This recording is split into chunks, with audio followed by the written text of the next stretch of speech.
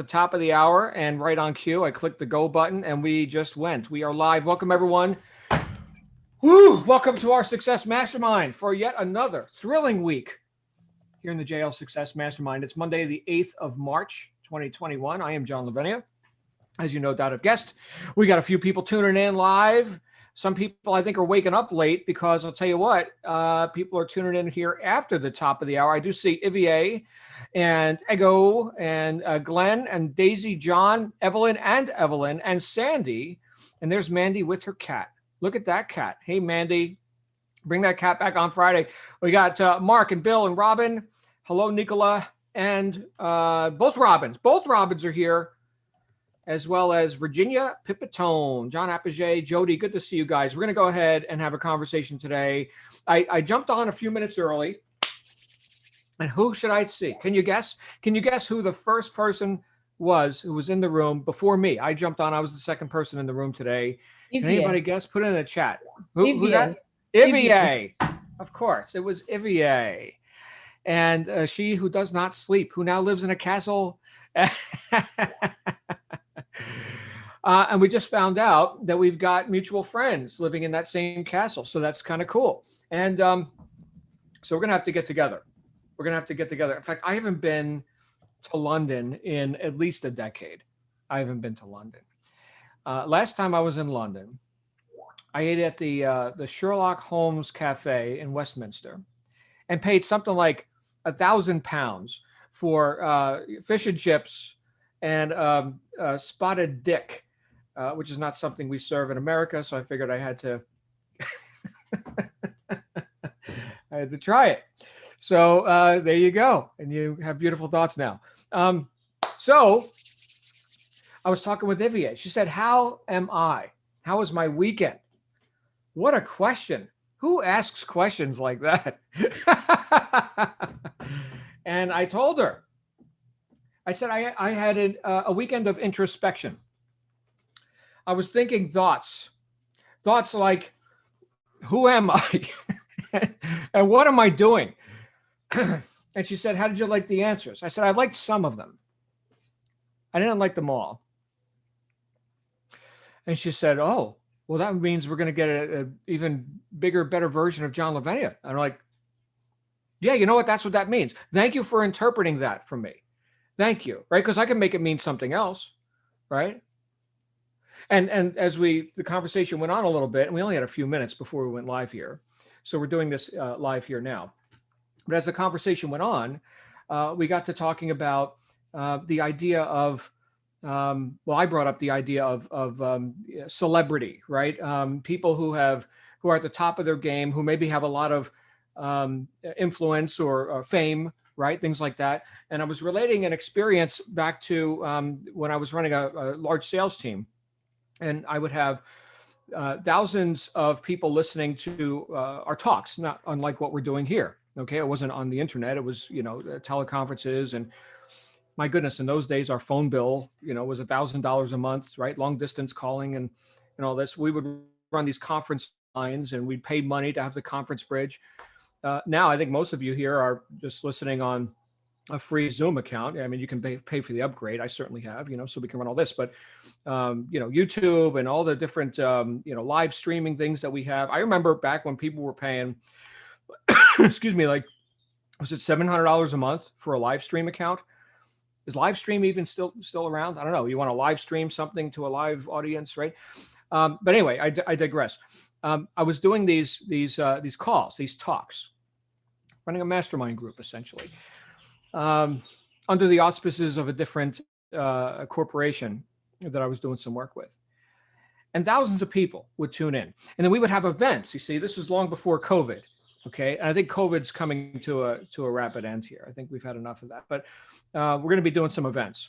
We're going to be getting together, and I'm sure London's going to have to be one of the destinations, or somewhere in England. But we would do these events, and, large ballroom, conference center kind of events, not stadiums, but 1,000 people, 500 to 1,000 people in a room, stuff like that. And people would meet me for the first time. Oh my goodness, it's John Lavenia. One of the reactions that I would say the most common reaction I get, besides, happy to meet and all this, people wanting me to autograph my book, is I thought you were bigger.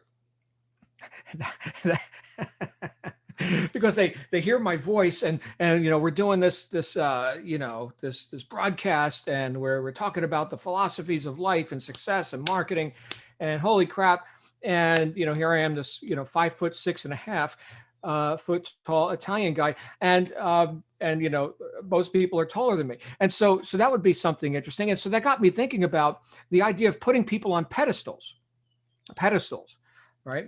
Because still, and this is where I'm going with this today, still to this day, I've got things to accomplish that I haven't accomplished yet, that other people have.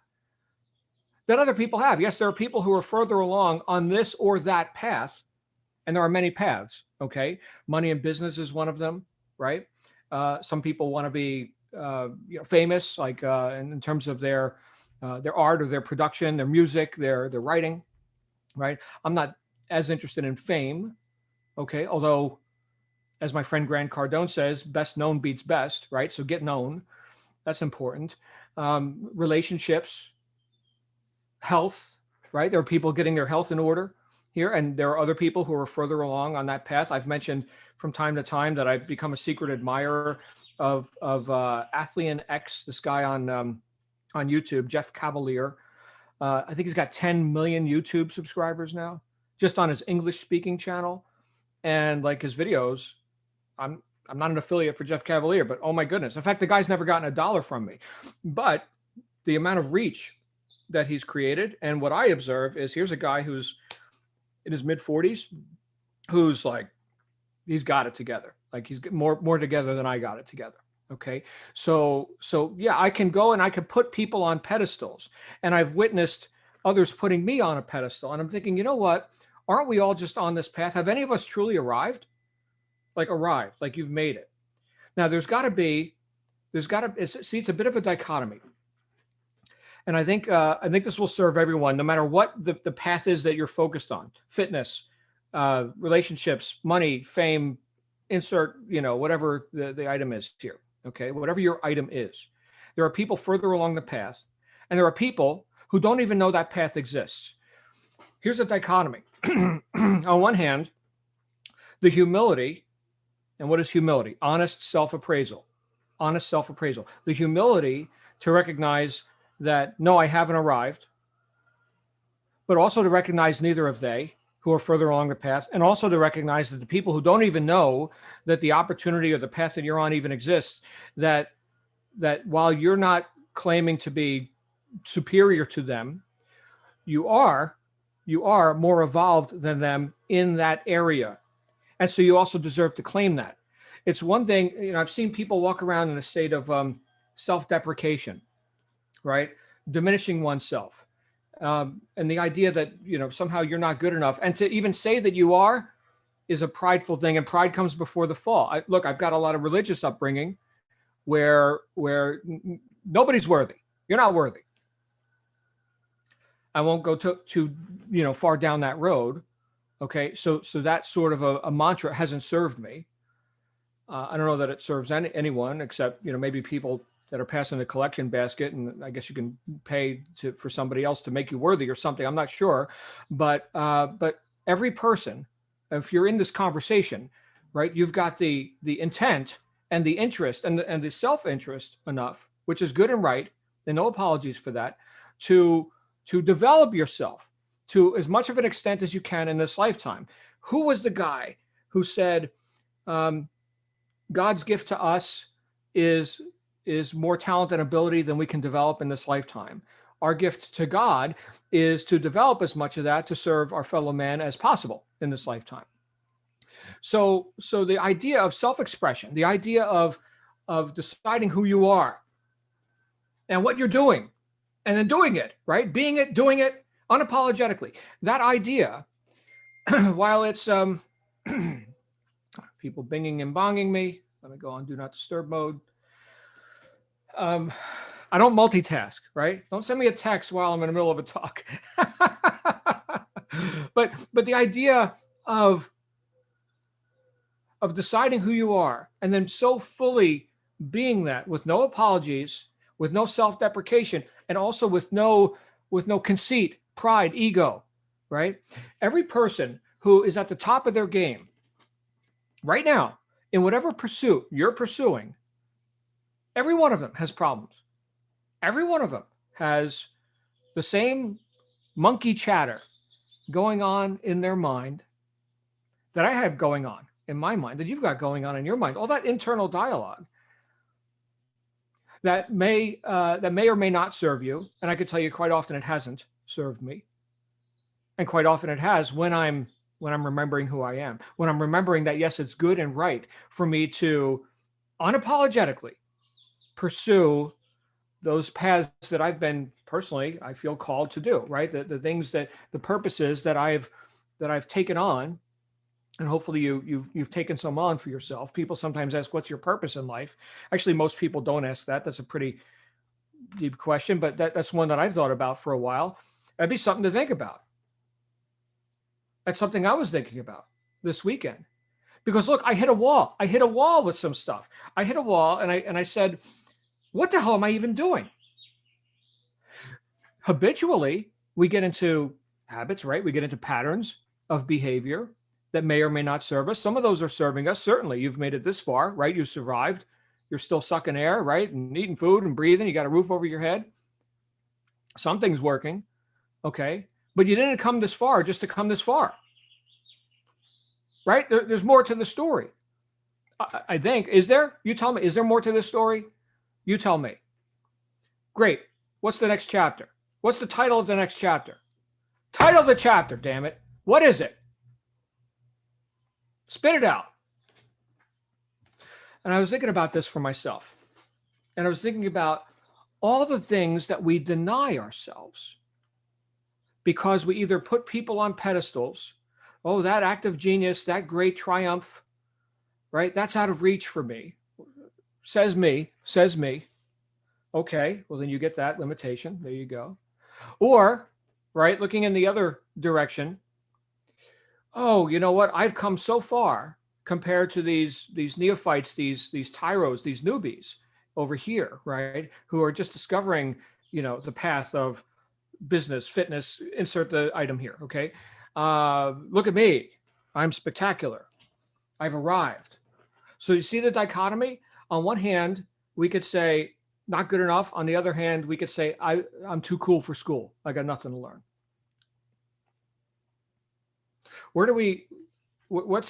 the right answer? What's the right position to take in all of that? Look, we got people here fervently pursuing success in online business via Amazon, selling, eBay, Shopify, shopping clubs, right? Online business in various forms. We've got people pursuing networking and authoring and public speaking.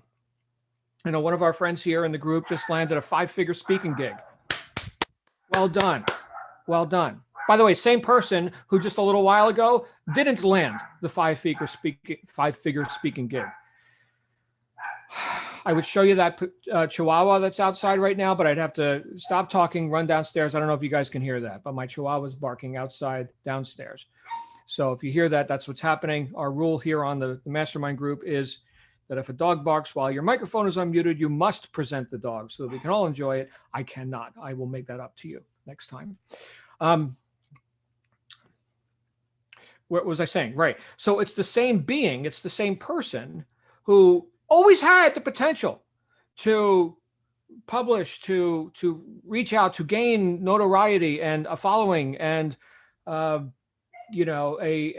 platform, right? Who, through some guidance, and I believe we need reminders more often than we need training. Okay. I could tell you for myself, that's the case. I got a whole head full of training up here, $300,000 plus invested into my own education. But what did Johann Goethe say? He said, all intelligent thoughts have already been thought. All we got to do is try and think them again. Okay, well, thank you, sir. Reminders, which is why we show up here all the time. This is why I show up here all the time. I've got to remember what my purpose is. What is my role in all this? And what have I done to fulfill that? And what have I not done to fulfill that? And damn it, if it's e-commerce, which isn't my personal thing, okay, but I know a lot of people here, catch that rabbit, cook it, kill it, eat it, right? And if you're a vegetarian, juice that orange to the point where you've made marmalade out of the skin and you've got every drop of value out of your investment, of attention, out of the thing that you've traded a portion of your life for. Because look, we don't go down every path. We trade our life for this or that purpose. To as I paraphrased before, to develop as much of that talent and ability as we can in this lifetime. To deny ourselves that, or to hedge on that, or to put other people on pedestals, or to think I've arrived, or to sit there in a state of self-deprecation, or to question, what am I even doing here? Am I on the right path? Yeah, ask yourself those questions, but then we'll come up with the answer. Decide who you are, and then be that unapologetically.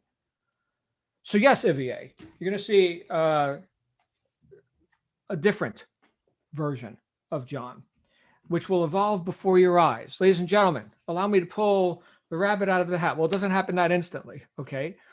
But have we not all seen what we're talking about here today, my friends? We're talking about transformation. Have we not all witnessed transformation in others? Have you not seen that? I've been leaning on Ivier a bit here, okay? Not even a year ago, we were all strangers. Who the hell is Ivier? I called her Ivy for a month. I didn't even know how to say her name, okay? So we were all strangers. And have we not, those of you who've been in the group for a while, have you not seen transformation right before your eyes? That's just one example, just one. Have we not also seen that in ourselves? Now, usually that comes from a high necessity level, state of emergency. What I'm doing isn't working. Holy shit, right? Back against the wall. Whatever direction I'm going in, let me change that vector right now. 180 degrees, right? Have we not also seen that in ourselves? And that can happen from time to time in life, right? That can happen from time to time when we find that we've hit the wall and we refuse to hit it anymore, because we've got the sense to turn around and go in a different direction. Unlike the housefly that just keeps banging into the closed glass window, right? Who will die on that windowsill. It will. That's not you, right? You can go find an open window. The housefly analogy or metaphor. And haven't we seen those about face kind of situations? If we stick with it, right? If someone has like a spiritual awakening and they're like, you know what? No more. I'm going in a different direction because of who I've decided to be. We talked about this at the end of last week. Remember our conversation on Friday? What would you do if you weren't you? So this is kind of a continuation of that. It's a deliberate self-assessment of who you are and where you're going, deciding who you are, being that unapologetically, and then witnessing your own transformation.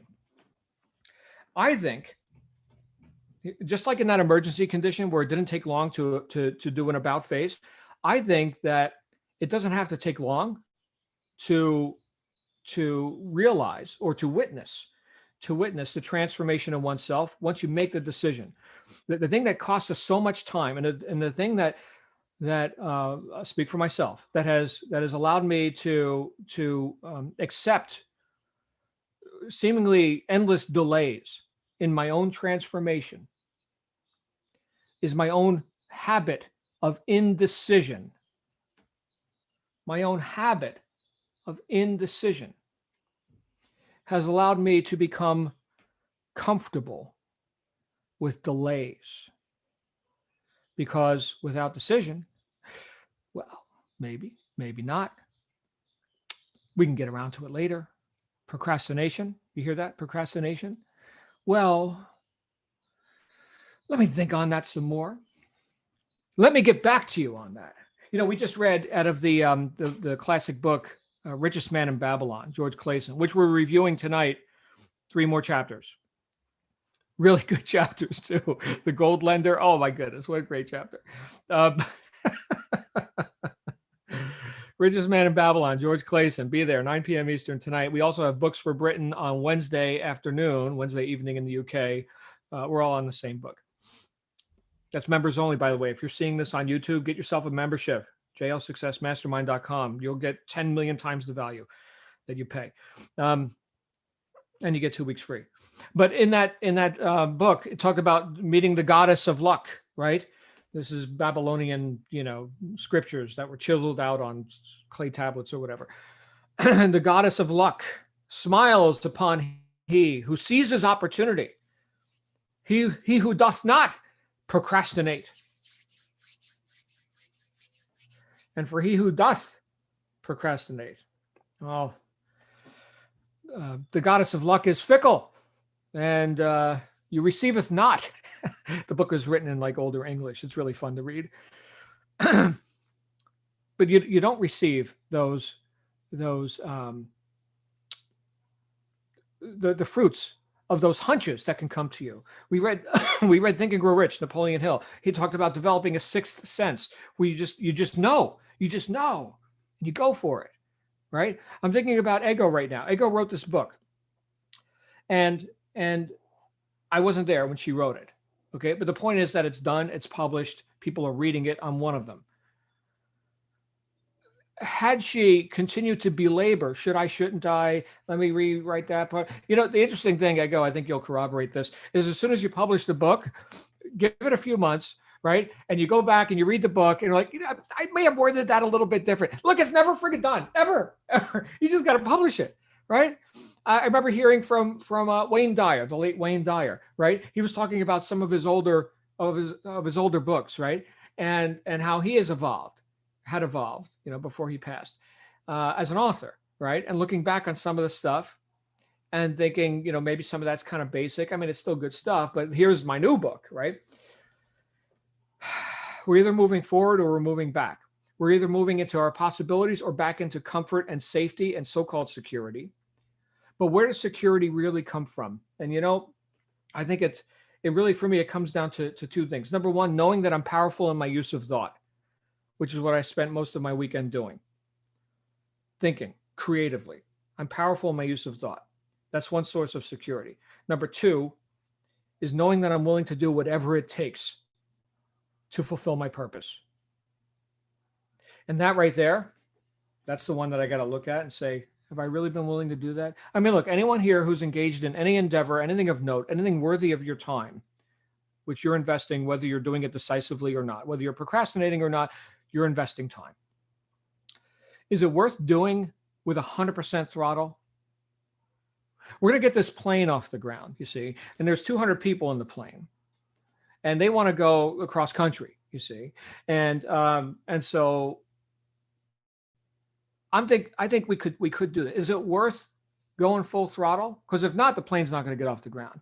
Well, you know what? Transactionally, we could say, well, here's 200 people that paid $500 each to sit on the seat in the plane. We got the plane. It's gassed up. We could go. Yeah, it's worth it. Economically, it's worth it. Let's do it. Now, that decision is pretty black and white because it's just, the economics. And again, Ivia, you know a bit more about this than I do. So does Wayne and some others here. Mark, right, about flying planes. What does it cost to fly that plane? What does it cost to go full throttle? Is it worth it to go full throttle? Well, look, all these people invested in it. And maybe sometimes that's the thing that we sometimes lack. And again, where I see the value of the reminder and the camaraderie and the participation in conversations like this is because I also get validation. Ivia, you validated me just before we got on here. Thank you for that, right? Because I sometimes wonder what effect are we even having. And so if it was just me sitting on the plane, would I go full throttle? You got to ask yourself that.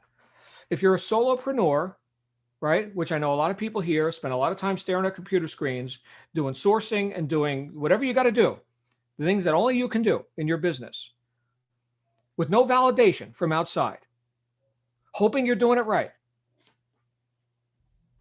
My question to you is, are you validated enough to go full throttle on that, or are you still kind of going back 90%? I had a recent conversation with one of our friends here, Evelyn, who's decided they are going full throttle with their e-commerce business. Well, hell yeah, girl. Make a spectacle of yourself. I know that's a saying that you guys laugh when I kick it out there, you know, spectacle of yourself. Usually that means you're making an ass of yourself, right? Oh, fine. Well, then do that then. Okay. But in a good way, make a spectacle of yourself, right? Half measures avail us nothing. Enough with this milk toast, mamby-pamby BS approach to doing something. No, do it. That's the decision that I made for myself. Again, recently.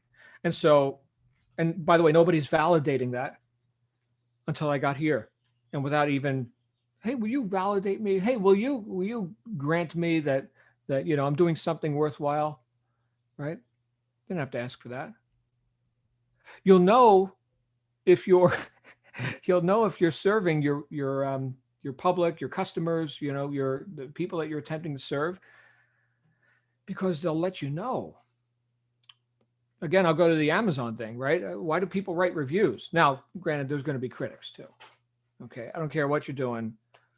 I had somebody give my book a bad review. I was like, really? Really? Well, one person out of like 50. Okay. They, I don't know who they are. They were anonymous too. That's always interesting. But yeah, you're going to have haters. But guess what? You're going to have a lot more people who appreciate, if we walk through life, and again, these are some of the considerations that were coming up for me this week. And thank you for allowing me to start our week like this, because we're going in so many different directions. You guys can do what you want with this conversation. But if we allow others to inhibit our reach, because what will they think? What will they think? What will they think? Fear of criticism. Right now, there is so much critical, hateful, scathing negativity directed towards high producers, people who are reaching high above mediocrity. How dare you? It's not hard to find. Victimhood is celebrated. Don't go down that road. And I can tell you that there are people, despite the fact that they have less talent than you, are reaching higher heights on a same or similar path. I say that to myself, but I say it to you as well. We got to play a bigger game. So I guess the bottom line for everyone, then I'm going to really stop talking, is that we've been playing small. Own that if you want, or reject it if you don't want. No, John, I'm playing big. Okay, great. You're playing big. I've been playing small. Me. And when I witnessed the transformations of people, Glenn, right? Everyone loves Glenn. If you don't love Glenn, I don't know what to tell you. But Glenn has blossomed, right? He's found his voice and a platform. Well, he's been a great singer for a long time, right? Published the book, right? Daisy, John Apogee, right? The people that we get to spend time with here. Emma, Therese, Toba. So many. I'm not going to go through the whole list. We got over 100 members, 31 of which are on here with us right now. But your name should be easily recognized as someone who is making your mark in life. Because if not you, then who? Less talented people? More committed people. So it's not about the talent then. It's about the commitment. It's about the decision. It's about the identity. Who am I? And what am I doing? And then effing do it. I almost dropped an F-bomb there. Do it unapologetically. One of the books that we could get into is titled that. It's Peter McWilliams. It's out of print now. So we probably won't put it in the book club because you probably can't find a copy. But that was the whole title of the book. Do it. Let's get off our butts. That was the subtitle. Let's get off our butts. Butts meaning not just the butt you sit on, but, right? But I can't, but my problems, but my circumstances, but, right? I love you guys. Thank you this was just kind of a spontaneous rant. And I hope you're picking up what I'm laying down, because I am fired up. I am like ready to knock down walls. and make a spectacle of myself. Because if not me, then who? And if not now, then when? Decide who you are and be that. Thank you, guys. I'd love to hear any thoughts that are coming up for you. Ego, I love you, Ego. Please, reel me in here. What are we talking about today? Hi, John. Hi, everyone. So a couple of things kind of came to mind as you were speaking. So the first one is, when we put someone on a pedestal, it's actually a dangerous thing to do because we don't know what their reasoning is, their rationale. We don't know what their goals are, the purpose is. So they could be on a path and decide to switch gears for whatever reason. So we find ourselves playing catch up all the time, right? So it's best not to do that. On the other hand, I would say for me, there may be qualities that we want to emulate in that person that aligns with our purpose, right? So we kind of latch onto that, but not the person, but the approach, the quality, whatever it is. So say Michelle Obama is a great speaker. I would love to speak like her, right? Doesn't mean I have to then, put her on a pedestal. She's just a human being, just like myself. So that's the first one. And then the other thing that comes to mind is really authenticity, right? Because if we're, if we try to be someone else, if we're not authentic, then I feel like I'm always on the back foot because I'm trying too hard. People's moods and opinions change. I don't have to be like somebody else. I'm myself, right? So basically show up unapologetically and authentically, right?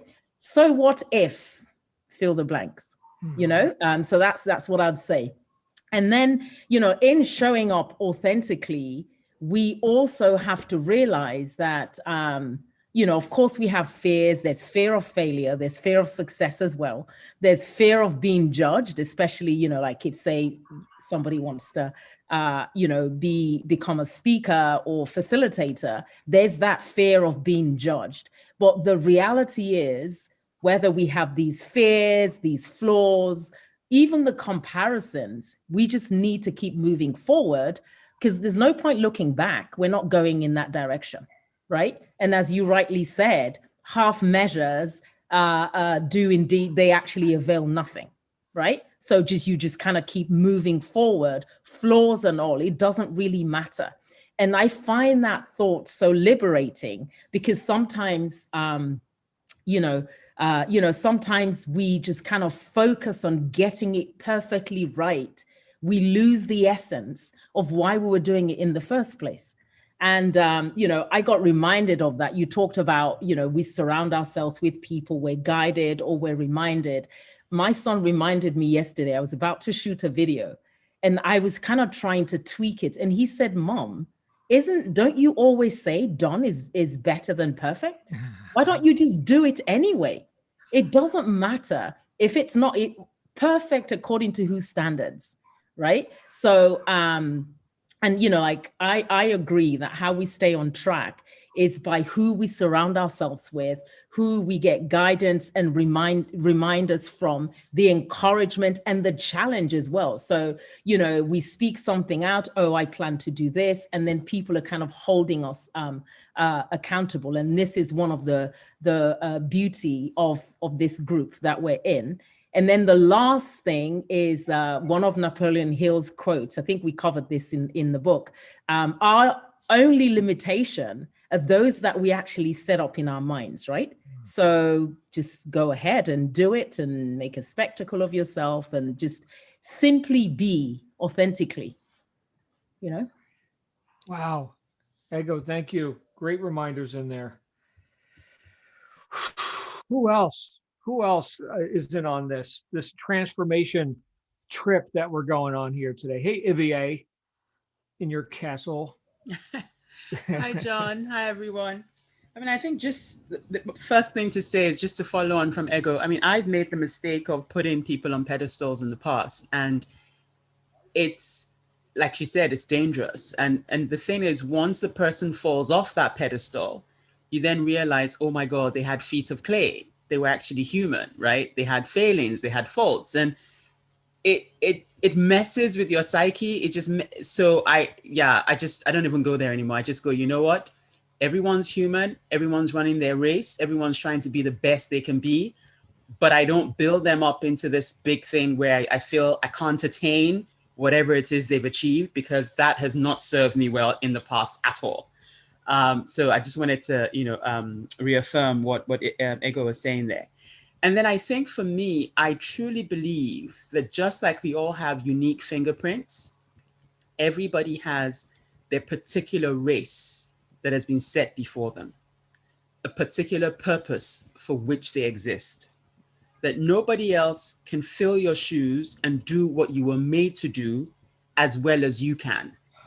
And so it's like, if you think of the world as a massive jigsaw puzzle, we are all unique in that we are a piece of that puzzle and we fit in our space.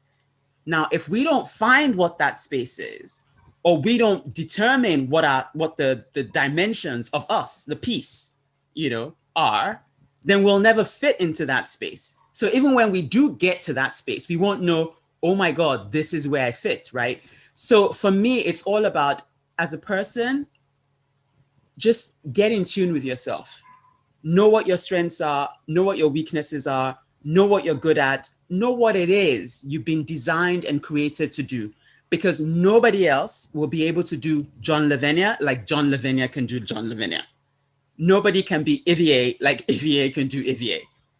Similarly, Ego, Madame Chop Chop, everybody is unique in the way they've been designed and created. And the entire world is waiting for the fulfillment, the manifestation, the blossoming, the perfection, the arrival of John Lavenia as John Lavenia. Ivier as Ivier, not Ivier as Ego, no. Everybody being what they were made to do and what they were created to fulfill. And until we find that spot and we shine in that place, we're actually not just shortchanging ourselves, but we're taking from the rest of humanity, because they are waiting to experience what it is we have to offer.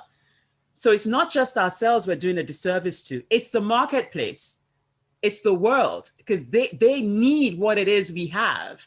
And until we come out and we show that and we sell that and we produce that and we communicate that, it's not just ourselves we're selling short, it's everybody that gets affected.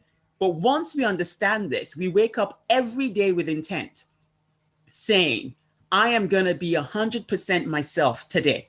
At the end of these 24 hours, I will not have any regrets, because I would have been the best Ivier that I can be, the best Ivier that I've been designed to be, with my strengths, with my, I'm going to show up 100% Ivier. I don't do 50%. I don't do 75%. Every waking moment, I'm not going to waste any time that I've been given, because you want to make an impact. You want to fill your place. You want to occupy your space. You want to make a difference. You want to leave a positive impact, right? You want your legacy to be something that long after you're gone, people will say, oh my God, Ego walked this earth, and wow, look at what she's left behind. I mean, this is what she did. Ivier was here. Here's her footprint, right? Madame Chop Chop was here. Oh my God, did she get things done, right? It's that, I mean, this is what I think about. I think about when I'm gone, when there's nothing else, what have I done that's going to speak for me long after the physical presence and whatever? I mean, we're reading books today of guys who wrote this stuff yonks ago, but we're still talking about them like they're here today, here and now. But that's, the impact they made. They've left a mark. They filled their space. They occupied their positions, right? And so for me, it's just, oh my God, if we can understand that, then every day will be, nothing will be wasted. We will wake up, we will show up with intent. We will be all that we can be. We will be present, right? And I mean, there'll just be no, oh, you can't do it. No, we'll be consistent and persistent, because we just know we're here for a time, we're here for a purpose, and we're determined to fulfill that purpose. So that's what was coming up for me as you were talking. And I'm just like, wow, you know, so yeah. Vivier. So we were talking about reminders, right? So it was almost a direct quote from the chapter Self-Mastery or Self-Denial out of Integrity is Everything, where when we deny ourselves, we're also denying everyone else ourselves, right? So no, not an easy game, this whole self-mastery thing, not an easy game, but to not play it, my goodness, just total destruction, right? Why bother showing up? So, wow, what a great reminder. You know, you can't be an island with this. You deny yourself, you're denying everyone too. How's that for responsibility? So, and look, you're talking about making the mark, right? Of you know, here are these people who still to this day we quote them. I quoted Goethe before, right? Anybody heard of this guy Jesus? He said some cool stuff. How about Moses, Solomon, right? Napoleon Hill, L. Ron Hubbard. There's so many philosophers that just come up. And my goodness, did you hear what they said? Right? Did you hear that? Dorothea Brand, right? It's International Women's Day, right? Happy International Women's Day, everyone. My favorite personal development book by a female author, I would have to say at this time, is Dorothea Brand, Wake Up and Live, where her whole philosophy, first of all, the first 4 chapters, that book's going on our reading list, by the way. The first 4 chapters are all about victimhood and why you love it.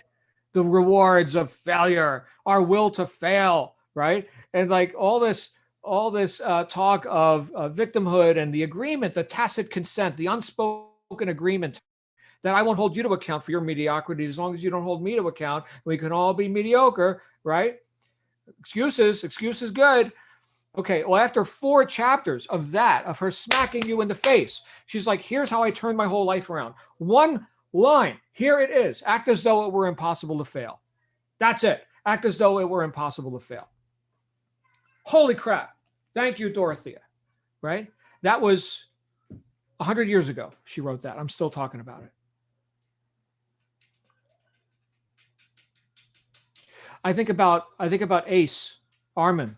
I think about Bill, Daisy, right?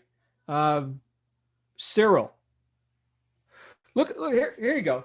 Look at Ivier, and then look at Cyril. Are there any more different people in the world? Here's here's Ace, right? But Ivier and Ego both mentioned we've got unique talents and abilities, right? Where does Ace show up in the world? How does Ace show up? Who is Ace? Hopefully Ace knows. And if Ace knows, then I can know. If Ace doesn't know, I got no shot at knowing. Right? Cyril. Right? Interesting personalities. And a way of self-expression that no one in the world has exactly that. To quote Ralph Emerson, another great philosopher, in my humble opinion, envy is ignorance, imitation is suicide. So as Ivier said, it's not, oh, try and be John or something. Oh, please, don't do that. Try and be Glenn. Here you go. Let's hear from Glenn. yeah. Good luck with that. Try and be Glenn. About once a week, I get punched in the face by you, Mr. Lavenia. Today was Today was like an affirmation of a lot of different things for me, which was absolutely groovy to get affirmed and reminded of things. You know that a lot of the stuff that I say that sounds profound, I stole from someone else. I'll just come right out and say that. Like you said, there are no original thoughts. All the great thoughts have already been. Mark Twain.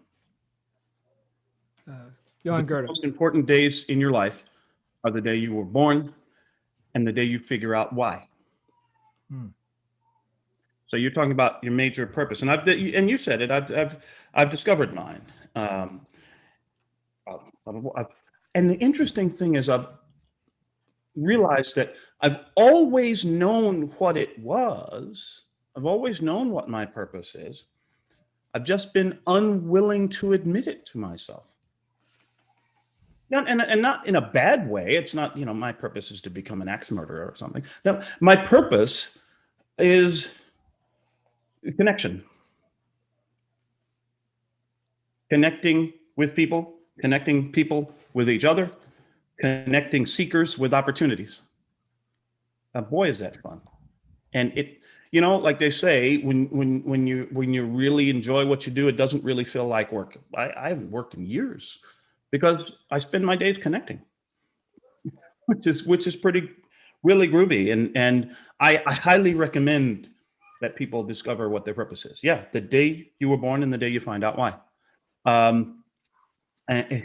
When's the last time you heard Mark Twain and Ray Higdon mentioned in the same sentence? You were talking about when you deny yourself, you deny everyone else.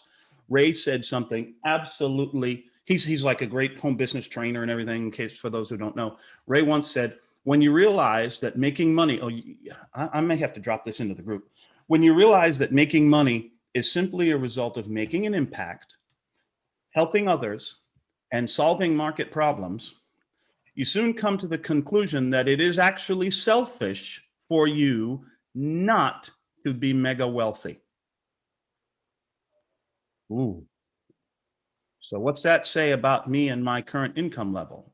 It's a question for all of us to answer, right? You talk about putting people on pedestals. I'm sometimes almost embarrassed to discuss how much money and time I've lost and wasted in my life following people around, following certain people around, because I thought this guy was better than me, because I thought this guy was the guy I wanted to be, right? And through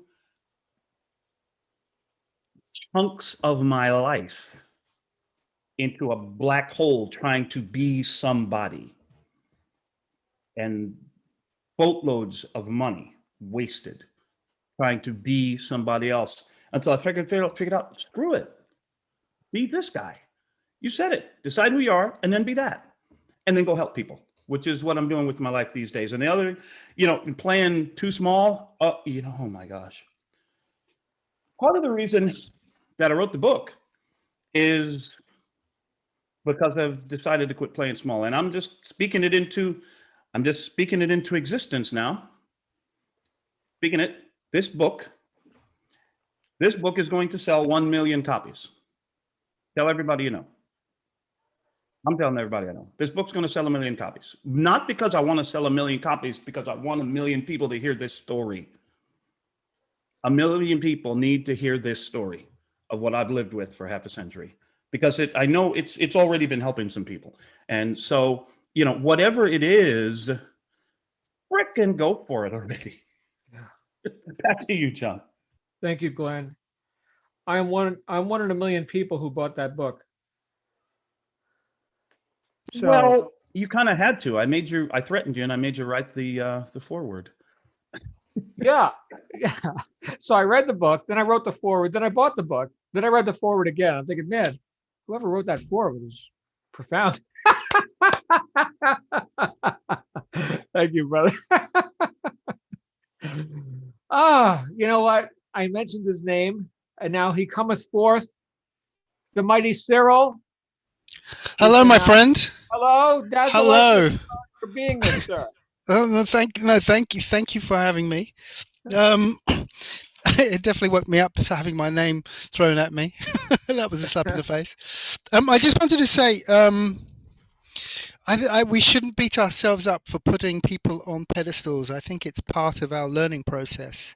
I know it's been part of mine, the people I've put on, but also, I mean, that when I've seen it in certain friends' eyes when they put me on a pedestal, and then the thing about putting people on a pedestal is that at some point, like children anyway, you're going to knock them off the pedestal you put them on, because that's the way of the world. That's just part of our learning. I know from my youth when I used to hang out with certain friends, because I admired them so much, and I've always been partial to having friends I admired, and a couple of those turned out to be more charlatans than that. They said many things that turned out actually to be not true at all, and because they were bigging themselves up, and on that basis, as soon as I knew they were no longer really friends, because I realized whole friendships were based on lies. So and they were really good talkers and stuff, which is, that's admirable in of itself. But but on the other hand, I know with my closest and best friend,